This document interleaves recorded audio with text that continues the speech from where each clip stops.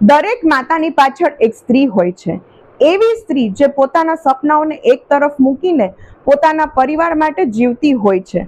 સવારથી રાત સુધી બધા માટે બધું જ કરતી હોય છે, પણ પોતાના સપના માટે સમય એ લગભગ નથી જ હોતો.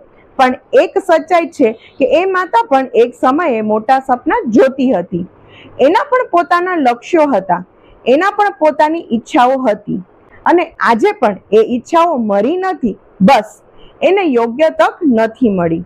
પણ હવે સમય બદલાઈ ગયો છે. આજે ઘરેથી જ ઓનલાઈન બિઝનેસ અને ડિજિટલ સ્કિલ્સ દ્વારા પોતાની ઓળખ બનાવી શક્ય છે. નોકરી વગર પણ, ફિક્સ સમય વગર પણ, માત્ર મોબાઈલ અને ઇન્ટરનેટથી નવું ભવિષ્ય બનાવવું શક્ય છે.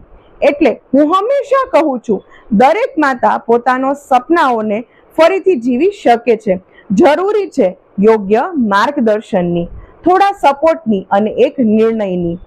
કારણ કે માતા બનતા પહેલા એ એક સ્ત્રી છે અને એ બધું કરી શકે છે. જો તમે પણ શરૂ કરવા માંગો છો તો મને મેસેજ કરો સ્ટાર્ટ.